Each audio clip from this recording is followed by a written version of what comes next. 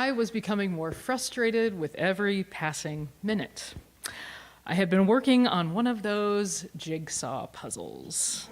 You know the ones, or if you didn't know the ones 3 years ago, you probably encountered them during the pandemic time, the COVID pastime necessity for anyone even remotely inclined, those 1,000+ jigsaw puzzles, pieces, 1,000+ pieces.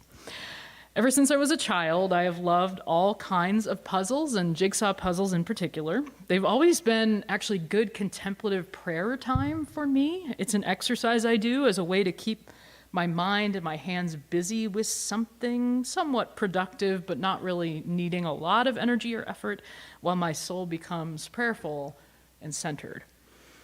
The slow process of piecing things together has always felt like a healthy boon for my spirit. But I'll admit that after 2 hours of being really stuck on this puzzle and not making any progress at all, my disposition was wearing thin. The standstill was all the more annoying because I'd been going at a pretty good clip before that and had high hopes for keeping up the pace and finishing the darn thing that evening. In case you couldn't tell, my contemplative, prayerful spirit was really coming forth and was very present. Yeah. So eventually I did see the problem. I had a collection of pieces that fit together, but did not fit where I had placed them in the frame. I'm a careful puzzler.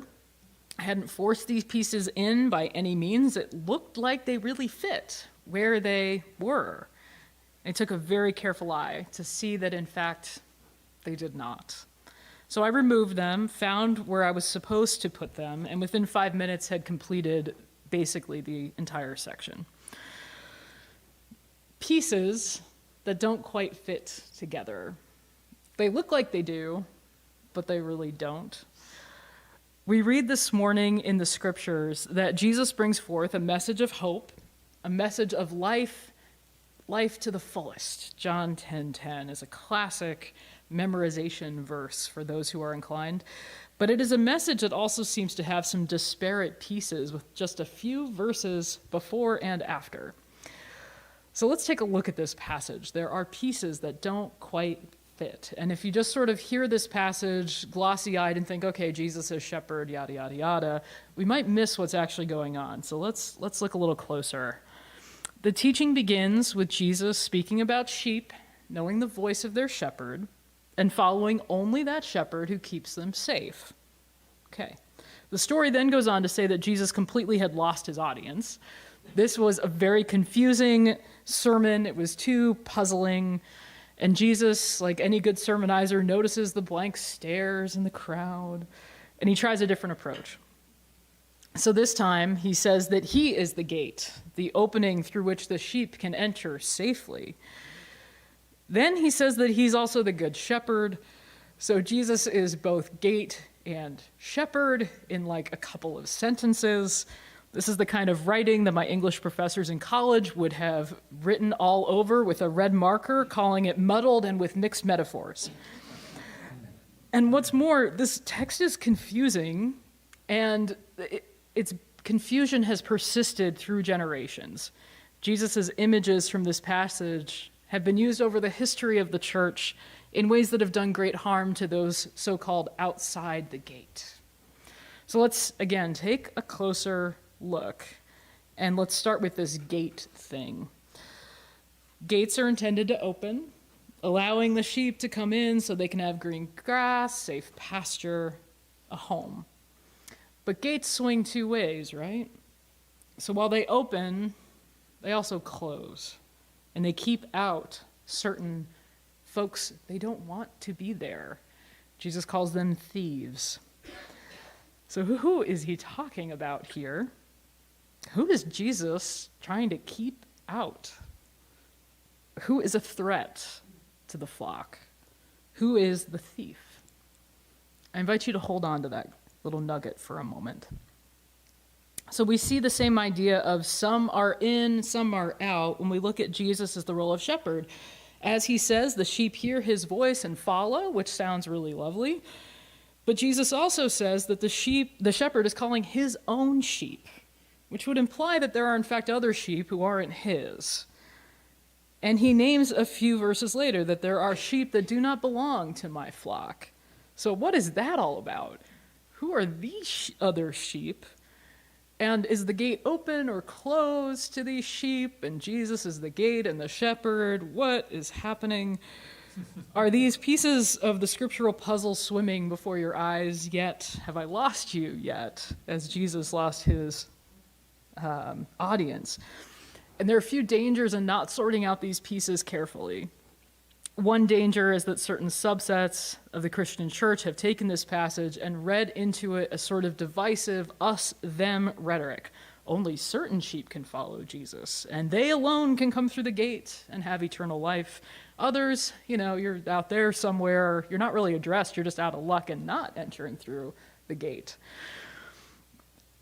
That's a problem, I think, and I would suggest that these are misplaced puzzle pieces. I would instead offer that there is something more going on here. Now, our two questions that might be lingering are, who are the other sheep, and who is this thief? John 10:10, going back to that nugget of a verse, has come, Jesus says that he has come that they may all have life and have it abundantly. Jesus wishes a full life for all.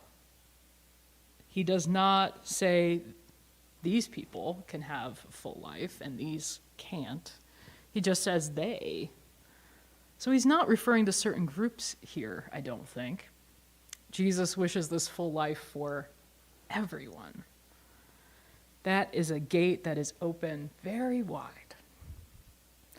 By creating everyone in God's image, God infuses us with life and wishes that for all of the sheep. Jesus' intentions become clearer in verse 16. He wishes for one flock with one shepherd.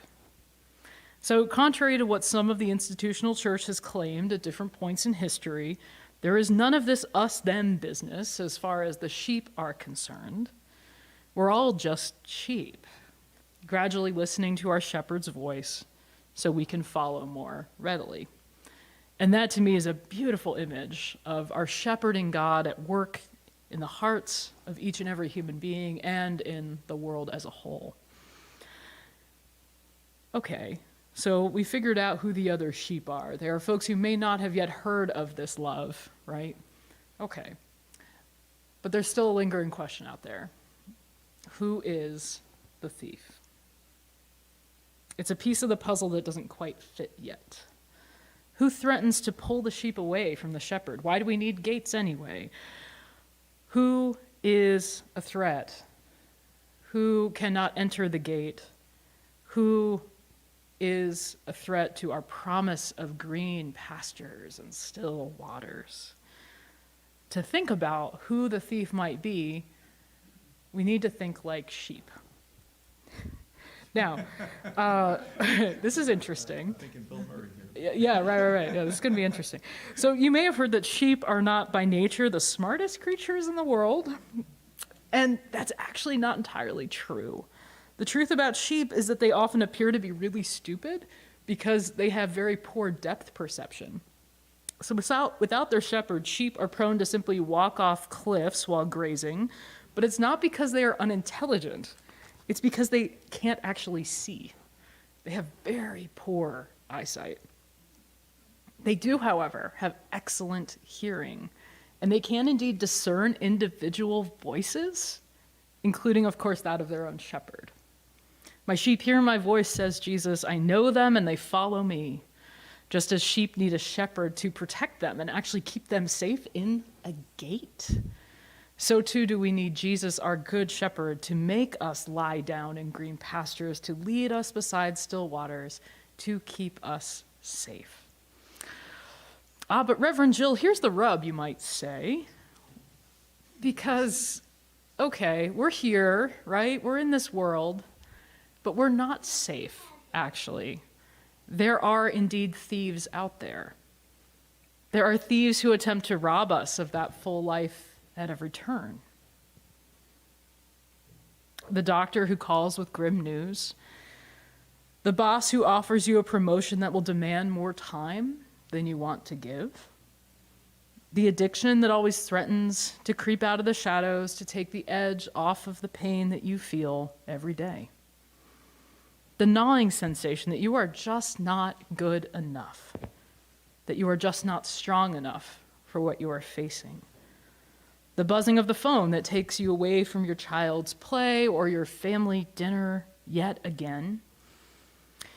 We are hours away from the start of May, and May is Mental Health Awareness Month. Since the onset of the pandemic, mental health concerns have reached very scary heights. And just because we hope and pray through the worst of the pandemic does not mean that mental health concerns are dissipating.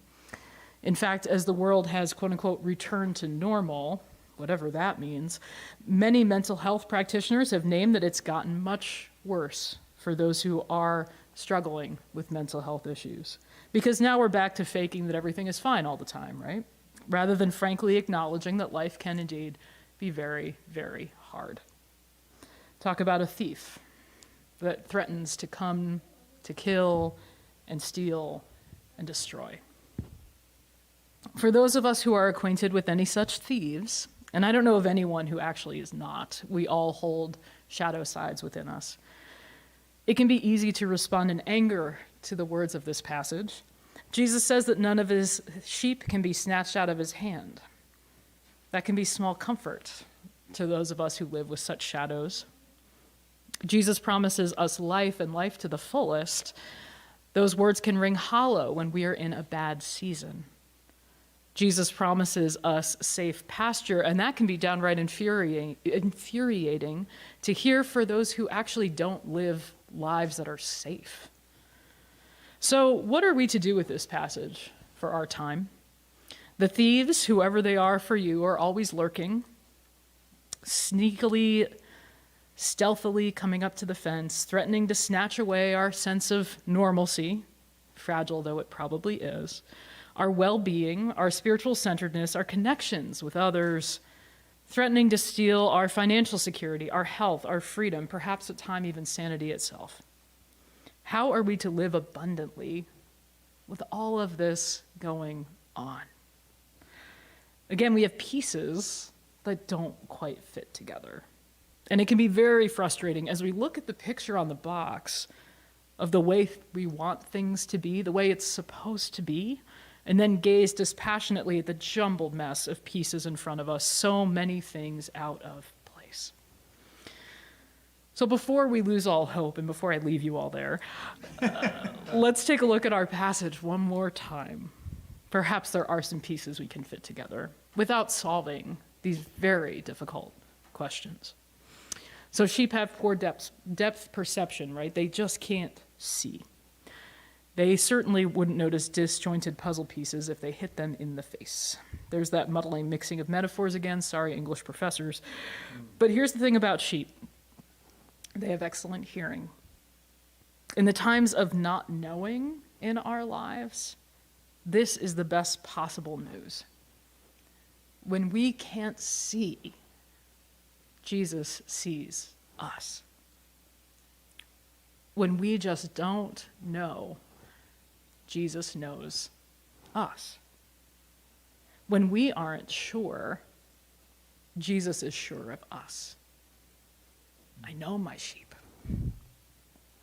There's another piece to this puzzle that nowhere in this passage does Jesus equivocate about who his sheep are. He knows. And he knows that everyone is included in the fold. That means every single one of us. Through every valley of the shadow of death, our shepherding God knows us, calls us by name, guides us towards a gate, promising care. But let's be clear about something. That gate does not always lead us into a pasture of easy answers. The sheep don't suddenly acquire good eyesight when they walk through it. There will always be pieces missing. There will always be things we can't see. And yet there is so much that we can be aware of if we but make the effort to listen. Though it may look hazy at times, the thief cannot win. The thief cannot take our connections to each other. Though it might look hazy at times, the thief cannot take our church. Though it may look hazy at times, the thief cannot rob us of our love and of our belonging. The presence of God so often appears as a gift in the midst of pain and turmoil, and far less often in the absence of it, actually. The still waters that the God of Psalm 23 wishes for us are still waters that are surrounded by dark valleys. Did you ever notice that? Even though I walk through the valley of the shadow of death, then I shall fear no evil. Not when things are great, I'm not going to be afraid. We don't need God to say that. We need God in the valley. The abundant life Jesus offers to the disciples was offered in the same breath as the warning of the thief's presence. These pieces of light and darkness, of Easter life and Good Friday death, actually fit together. Beloved of God, the promise of abundant life is actually a promise for us right now. For no matter what you are facing, you are still God's. In the shadow of death, as the thief calls to us from the other side of that gate, God unfailingly provides us with shepherding love and with excellent hearing so that we might be attuned to the voice of our shepherd and attuned to the other sheep. So it took me a while, but I did finally see my mistake and put those puzzle pieces together. It can be hard to see God's goodness and the abundant life God offers sometimes. Sometimes it doesn't feel like those things could possibly fit with lived reality. And yet they can, and they do, when we actually stop trying to see and when we allow God to be our eyes. When we don't know, God knows us. In the end, our identity, rooted in our belovedness of children of God, as children of God, does not allow the thief to take anything consequential. Even when we can't see it, even when we don't feel it, all of us are God's, and we always will be. Thanks be to our shepherding God. In the name of God, Jesus, and the Holy Spirit. Amen.